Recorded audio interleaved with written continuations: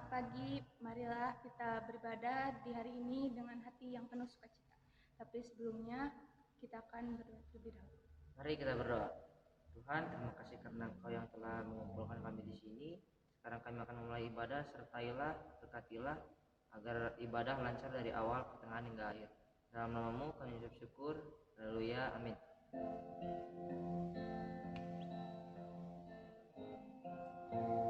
Siapkan hati dan pikiran kita untuk menyembah Tuhan.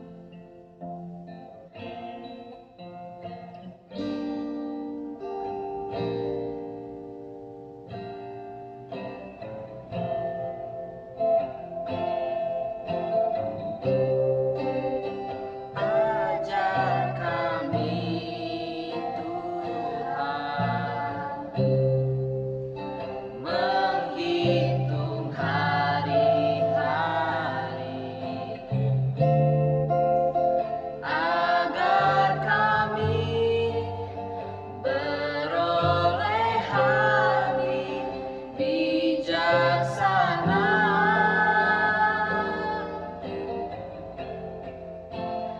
Ajar kami Bapa hidup dalam jalan-Mu agar semua rencana-Mu digenapi.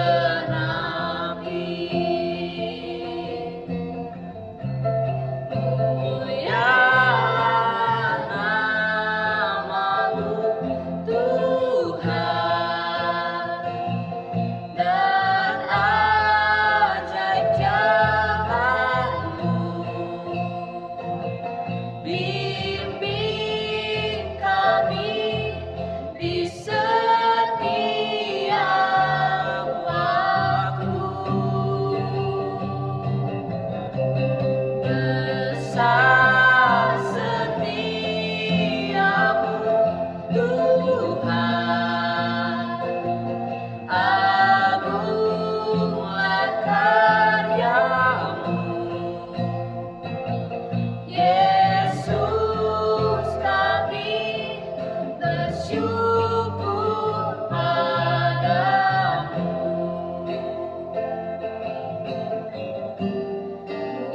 Mulialah nama-Mu Tuhan, dan ajaib jalan-Mu. Bimbing kami di setiap waktu. Besar setiamu Tuhan, agunglah karya-Mu. Yesus, kami bersyukur padamu.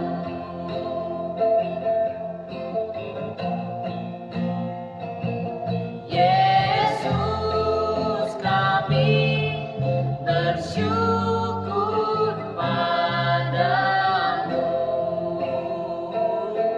Yesus, kami bersyukur padamu.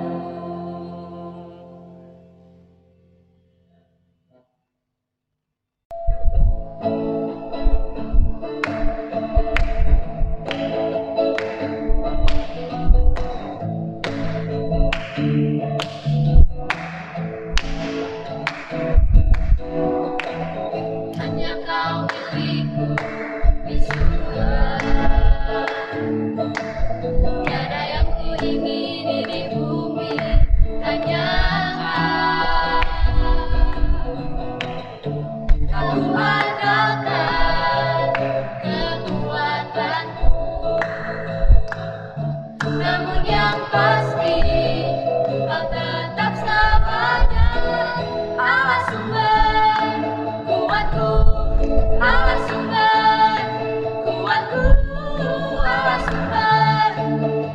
kuatku dan bagianku selamanya, selamanya.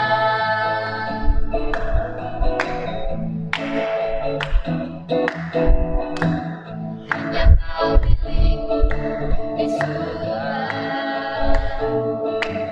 tiada yang ku ingini di bumi, hanya kau. Tak ku andalkan kekuatanku, namun yang pasti kau tetap selamanya. Allah sumber kuatku, Allah sumber kuatku, Allah sumber kuatku dan bagianku selamanya. Kuatku, Allah sumber kuatku, Allah sumber kuatku dan bagianku selamanya, selamanya, selamanya, selamanya, selamanya.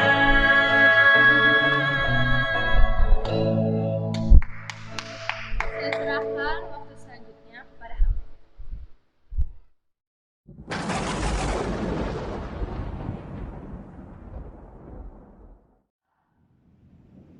Shalom, selamat pagi saya ucapkan kepada peserta didik baik yang dari SMP maupun yang dari SMA.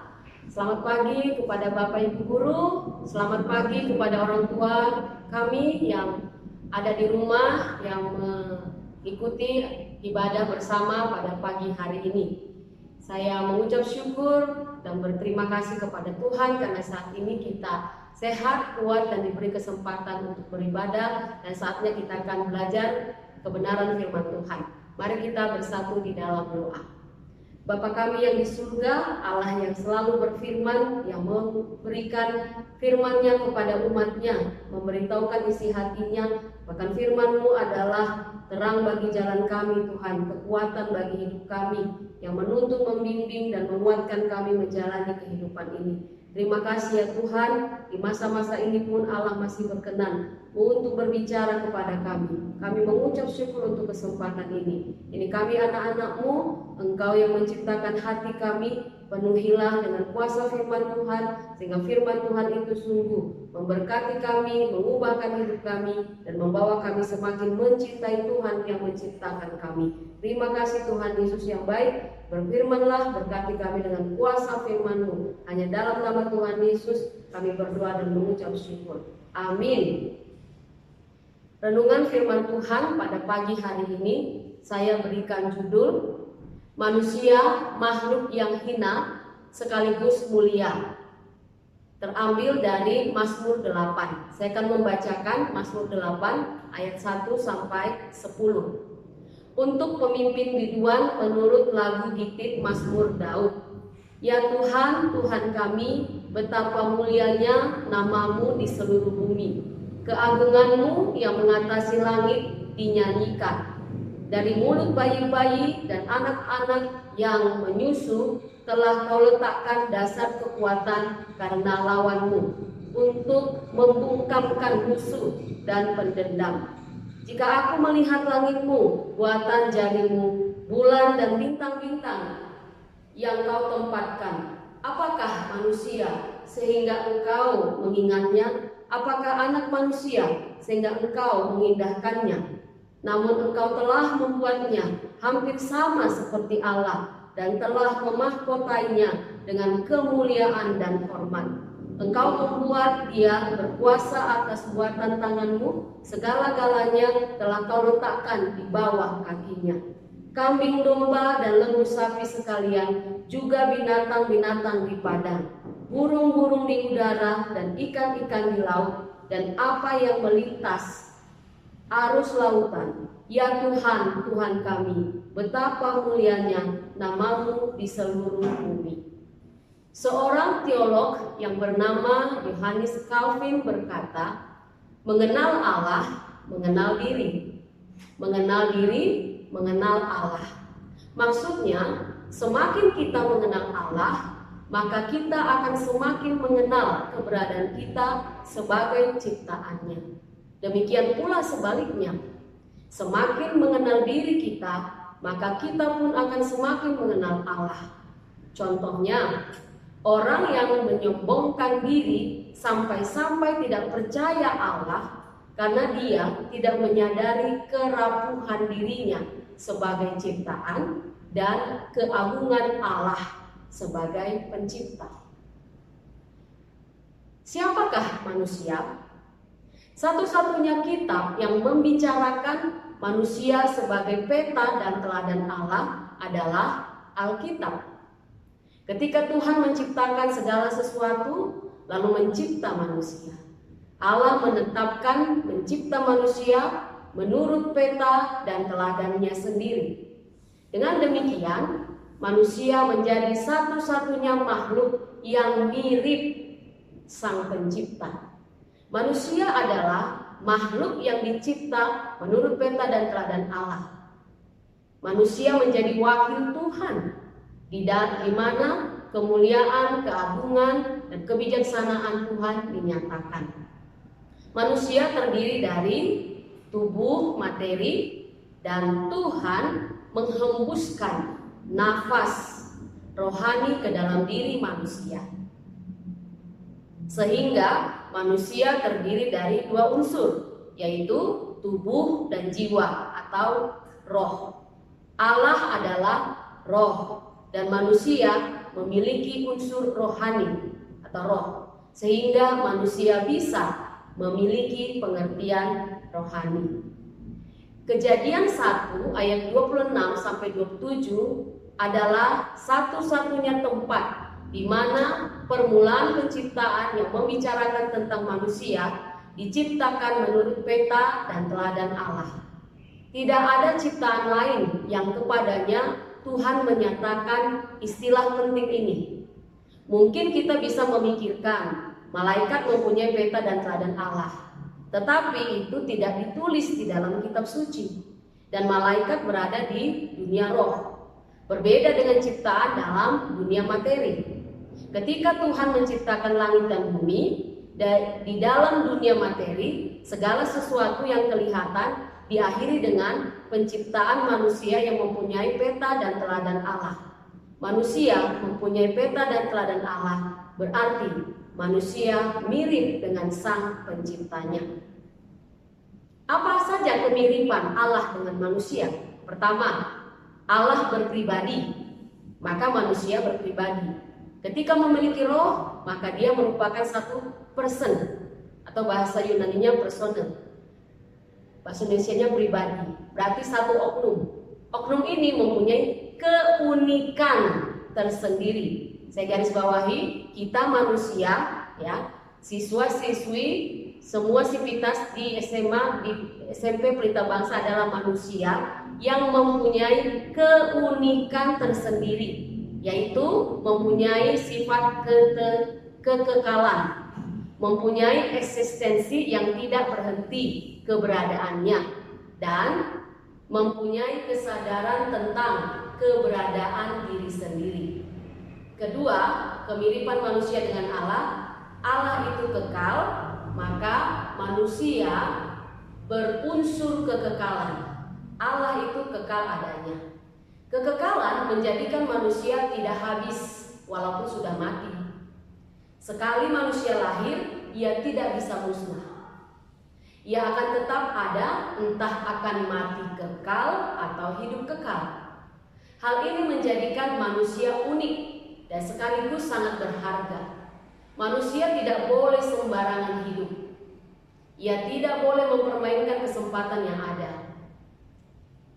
Yang kedua, saya garis bawah ya, kita sebagai manusia tidak boleh sembarangan hidup. Kita tidak boleh mempermainkan kesempatan yang ada. Jangan mempermainkan kesempatan belajar yang Tuhan anugerahkan kepadamu saat ini, apapun kondisinya. Manusia satu waktu kelak harus berhadapan dengan Allah.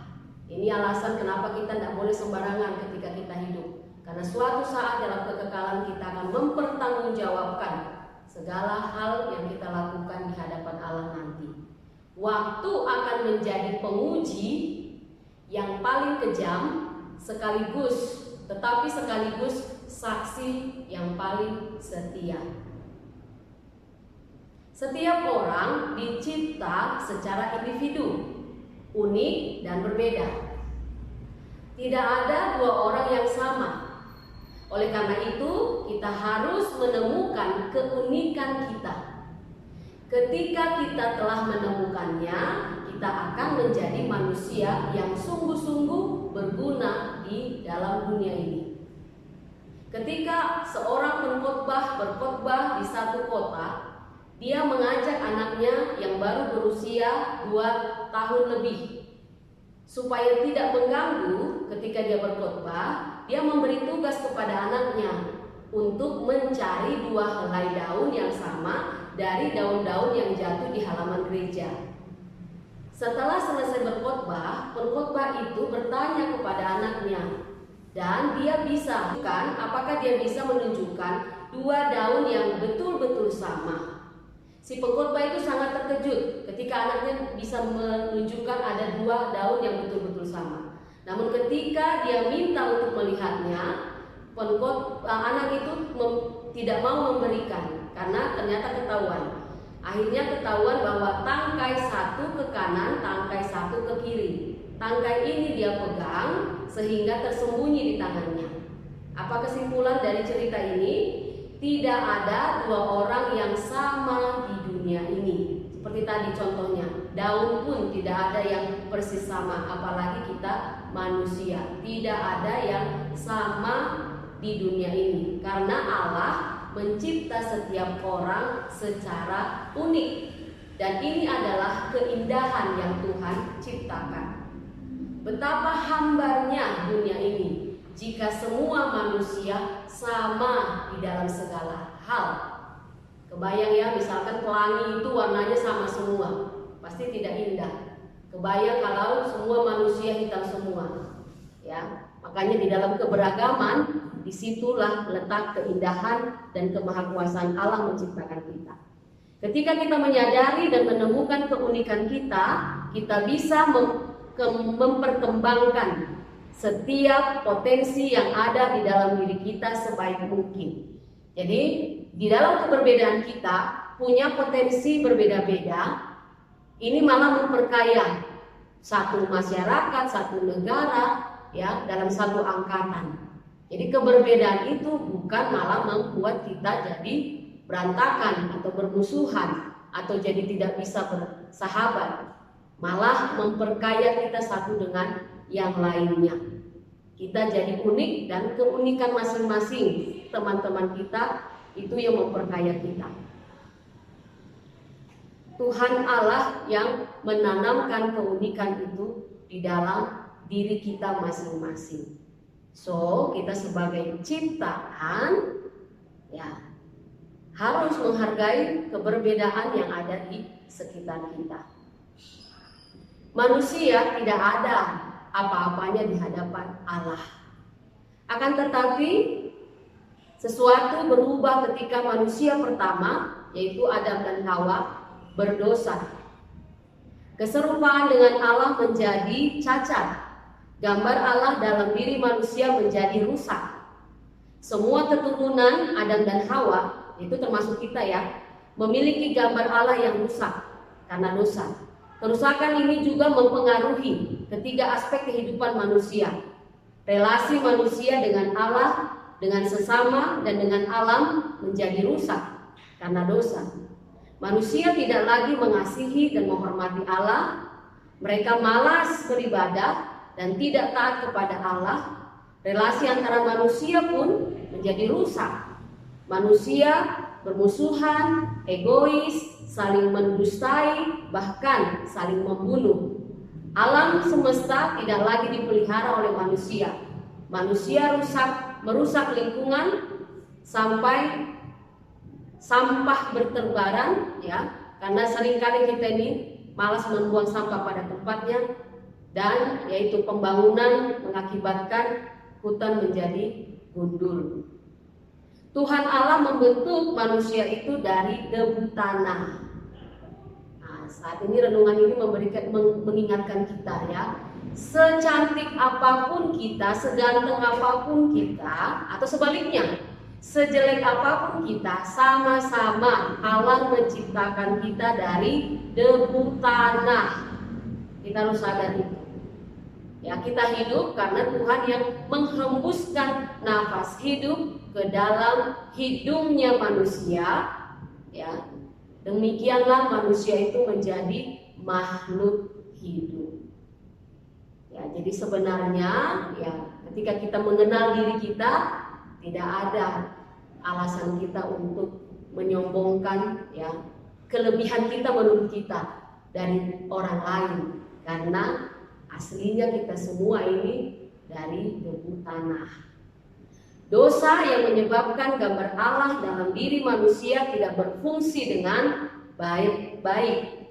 Manusia hidup bukan untuk kemuliaan Allah, ini karena kita sudah jatuh dalam dosa ya, melainkan untuk kepentingan diri sendiri yang bersifat merusak dan menghancurkan.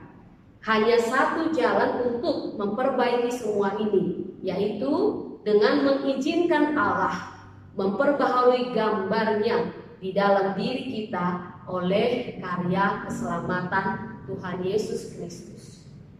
Berdasarkan fakta-fakta semacam ini, kita dapat menyadari seberapa jauhnya perbedaan antara Allah dengan manusia. Dalam Yesaya 40 ayat 15 dinyatakan, sesungguhnya bangsa-bangsa adalah seperti setitik air dalam timba dan dianggap seperti sebutir debu pada neraca. Sesungguhnya pulau-pulau tidak lebih dari abu halus beratnya. Negara yang sangat kuat seperti Mesir pada perjanjian lama ya, pada zaman perjanjian lama, Romawi pada perjanjian baru, atau Amerika Serikat pada masa sekarang ini, sebenarnya hanyalah debu dalam pandangan Allah. Buktinya tidak ada satu bangsa pun yang mampu terus bertahan menjadi bangsa yang superpower, termasuk juga Amerika Serikat yang pengaruhnya terus memudar karena bangkitnya Tionghoa. Jika negara yang superpower saja serendah itu nilainya di mata Allah, apalagi manusia. Tidak ada seorang manusia pun yang bisa membuat Allah kagum dengan kelebihan-kelebihannya. Walaupun manusia itu tidak berarti oleh karena sudah rusak gambar dan citra Allah dalam diri manusia karena dosa, tapi Allah masih memberi manusia kemuliaan. Walaupun tidak berarti manusia diberi kemuliaan oleh Allah. Namun demikian, Allah ternyata mau memberi kemuliaan kepada manusia. Dengan cara apa? Allah menciptakan manusia sesuai dengan gambar dan rupanya. Bahkan Allah juga memberikan mandat kepada manusia untuk berkuasa atas seluruh ciptaannya. Ini kita bisa baca dalam Kejadian 1 ayat 26-28. Jadi kita melihat bahwa pada waktu diciptakan, manusia sebenarnya memiliki kedudukan yang sangat istimewa. Jadi siapapun kita, ya, apapun suku kita, bagaimanapun status sosial kita, seencer apa sesusah apapun pikiran atau otak kita untuk mencerna ilmu pengetahuan, kita sama kedudukannya di hadapan Allah. Ya, kedudukan kita sangat istimewa. Sayangnya manusia memilih untuk jatuh dalam dosa. Rusaknya semua keistimewaan ini, bumi pun penuh dengan penderitaan, sakit penyakit, kejahatan dan sebagainya. Kita semua merindukan bagaimana relasi dan kemuliaan dengan Allah seperti pada saat penciptaan tersebut terjadi lagi. Keadaan yang tidak mungkin tercapai karena keberdosaan manusia begitu najis sehingga tidak mungkin bersanding dengan kekudusan Allah. Semua kita adalah manusia berdosa karena nenek moyang kita Adam dan Hawa sudah jatuh dalam dosa. Ini perlu kita sadari sehingga kita tidak ada alasan untuk sombong atau menganggap diri lebih dari orang lain. Dalam keadaan manusia terpuruk itu, Allah berkarya untuk memulihkan gambarnya yang rusak dalam diri manusia. Manusia yang lebih serupa dengan iblis karena dalam dosa dipulihkan Allah sehingga kembali menjadi serupa dengan Allah. Jadi Allah yang memulihkan kerusakan kita ya, bukan kita. Apa yang Allah lakukan supaya manusia kembali menjadi serupa dengan Dia?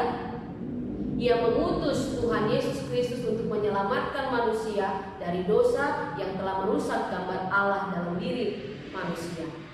Kepada orang yang percaya kepada Tuhan Yesus, Allah memberikan Roh Kudus untuk memimpin hidupnya sehingga layak disebut anak-anak Allah. Seperti yang tercatat dalam Roma 8 ayat 14-15. Semua orang yang dipimpin Roh Allah adalah anak Allah. Sebab kamu tidak menerima roh perbudakan yang membuat kamu menjadi takut lagi, tetapi kamu telah menerima roh yang menjadikan kamu anak Allah. Oleh roh itu kita berseru, ya Aba, ya Bapa. Jadi Tuhan Yesus itu Allah Tuhan bagi semua suku bangsa, bagi siapapun yang mau percaya dan menerima Dia sebagai Tuhan dan Juru Selamatnya. Jadi Tuhan Yesus itu bukan Tuhan orang Yahudi saja, bukan Tuhan orang-orang berada saja, atau bahkan mungkin Tuhan Yesus itu untuk orang miskin saja, tidak untuk semua orang. Melalui karya Kristus dalam Roh Kudus kita dibawa kembali menjadi serupa dengan Allah, Bapa kita. Son atau anak menjadi kembali serupa dengan Father, yaitu Bapa. Like son, like father. Kristus mengarahkan orientasi kita ke arah yang benar. Namun demikian Allah mempunyai jalan keluar yang tidak dipikirkan oleh manusia. Dia mengutus anaknya yang tunggal untuk mengorbankan dirinya dan menebus dosa-dosa kita. Dengan cara itu dosa-dosa manusia ditutupi oleh keberadaannya sehingga manusia bisa kembali bersekutu dengan Allah. Dengan meyakini pengorbanan Kristus, maka kita dapat memandang Allah dan manusia dengan cara pandang yang benar. Kita dapat belajar untuk hidup sesuai dengan apa yang Tuhan gariskan. Maka kita manusia terbatas, namun diberi orientasi, diberi otoritas dan wewenang atas dunia. Dengan cara inilah kita bisa melayani Allah yang maha besar dan kita membuktikan kasih-Nya kepada sesama kita melalui pengorbanan Kristus di atas kayu salib. Lalu, apa pengaruh semua yang saya sampaikan tadi dalam diri kita? Melalui Mazmur ini kita belajar bahwa manusia diciptakan dalam kemuliaan, karena dalam diri manusia ada gambar dan rupa Allah. Walaupun dipandang rendah oleh sesamanya karena kekurangan secara fisik ataupun mental, atau juga dianggap sebagai orang jahat, manusia tetaplah diciptakan segambar dan serupa dengan Allah dan memiliki kemuliaan di dalam diri mereka. Ini yang membuat kita tidak bisa menerima aborsi ataupun euthanasia. Itu maksudnya suntik suntik mati. Karena itu bagaimanapun keadaan kita, jangan minder. Juga jangan memandang rendah sesama sebagaimanapun keadaan mereka. Berikutnya, di lain pihak, Mazmur ini juga mengingatkan bahwa kita hanyalah ciptaan Tuhan. Walaupun seseorang bisa mencapai kemajuan teknologi yang begitu tinggi, kita mengelola keuangan sehingga bisa memimpin perusahaan yang begitu besar, atau bisa menjadi seorang yang terpandang di dunia, tetapi dia tetaplah manusia yang merupakan ciptaan Allah. Karena itu, kita tidak boleh sombong hanya karena merasa memiliki kelebihan-kelebihan dibandingkan orang lain. Lebih jauh lagi, kita juga akan menolak ajaran-ajaran para motivator dan juga para psikolog yang menempatkan manusia terlalu tinggi seolah-olah dapat meraih apa saja dalam hidupnya. Manusia harus menghargai dirinya sendiri. Seorang manusia harus belajar untuk menilai dirinya sebagaimana Allah menilainya.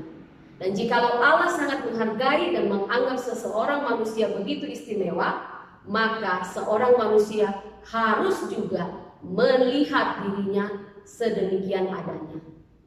Karena itu janganlah kita menjadi orang yang rendah diri hanya karena wajah tidak secantik dan setampan orang lain.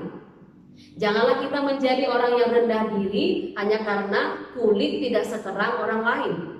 Janganlah kita menjadi orang yang rendah diri hanya karena rambut tidak selurus orang lain. Janganlah kita menjadi orang yang rendah diri hanya karena otak kita tidak sepintar orang lain.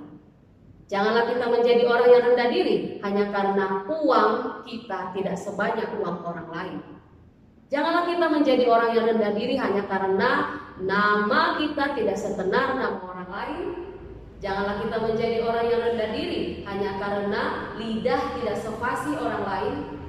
Janganlah kita menjadi orang yang rendah diri hanya karena kesehatan tidak sebaik orang lain dan lain-lain sebagainya. Mungkin kamu tahu sendiri kamu punya kasus apa yang kamu menganggap diri lebih rendah daripada teman-temanmu. Rendah diri menunjukkan bahwa kita kurang menghargai diri. Kurang menghargai diri kita sendiri sebagaimana Allah menghargainya. Manusia harus menghargai orang lain. Kalau yang tadi manusia harus menghargai dirinya sendiri, manusia juga harus menghargai orang lain.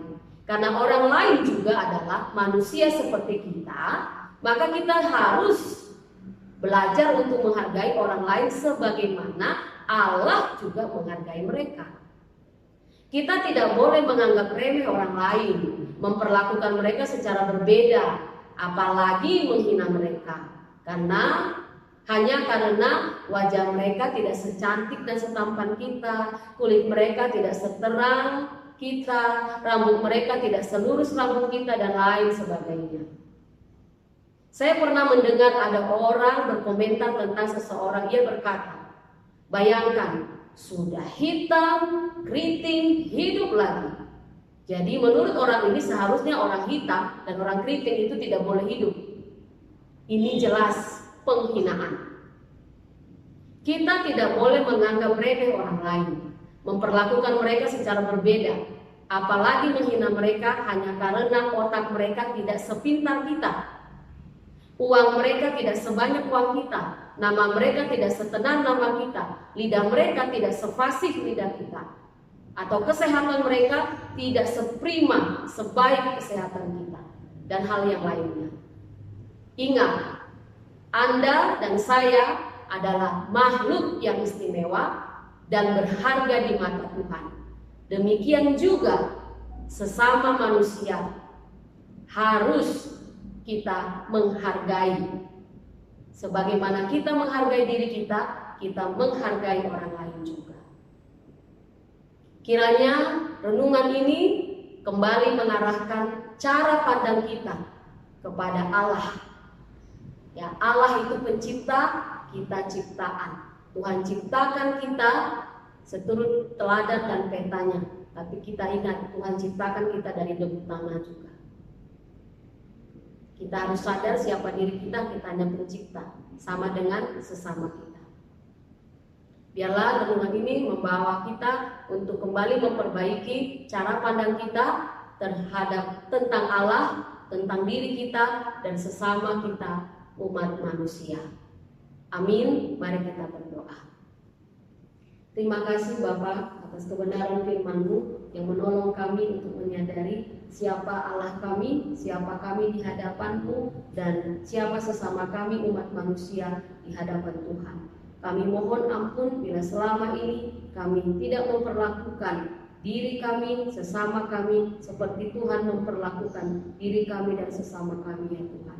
Tolong kami Bapa di surga untuk benar-benar memahami, mempunyai cara pandang yang benar terhadap diri kami dan terhadap sesama kami, sehingga kami pun dimampukan dengan cara pandang yang benar memperlakukan sesama kami dengan benar pula, dan kami berperilaku menyadari siapa diri kami di hadapan Allah dan memperlakukan Allah juga dengan benar di dalam kehidupan kami. Ajari kami setiap hari, ya Tuhan, untuk benar-benar memperlakukan Engkau benar di hadapan-Mu, memperlakukan sesama kami benar di hadapan-Mu. Dalam nama Tuhan Yesus Kristus kami berdoa dan mengucap syukur. Amin.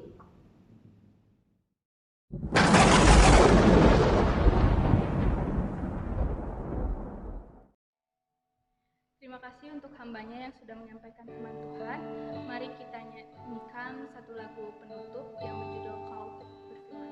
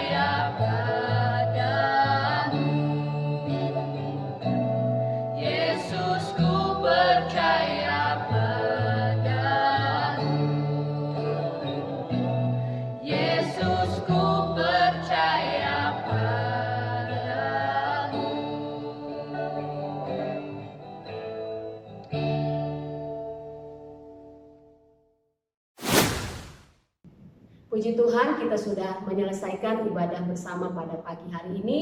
Mari kita membawa atau melakukan komitmen kita untuk meskipun kita berbeda-beda ya, di sekolah, di rumah atau di mana saja, kita bisa memperlakukan sesama kita, teman-teman kita seperti Tuhan memperlakukan mereka. Kita berharga, kita unik, dan kita menghargai keunikan itu. Mari kita serahkan hidup kita satu hari ini, kita berdoa. Terima kasih kami ucapkan kepadamu ya Tuhan, karena Tuhan sudah memberkati kami dengan kuasa firman-Mu, bahkan Kau perkenankan kami untuk beribadah. Kami berdoa pimpin kami sepanjang satu hari ini dalam menyelesaikan KPM kami, baik PTMT maupun PJJ di rumah. Biarlah Tuhan berkenan menolong kami, memberkati kami dalam mengerjakan studi kami setiap harinya. Dan tolong kami Bapa di surga, dengan pengenalan dan pemahaman kami tentang diri kami semakin semangat menggali potensi yang ada di dalam diri kami. Bahkan kami berjuang memanfaatkan keunikan kami masing-masing untuk kemajuan bangsa Indonesia. Di dalam nama Tuhan Yesus Kristus kami mengucap syukur dan menyerahkan hidup kami ke dalam tangan pengasihan-Mu. Amin.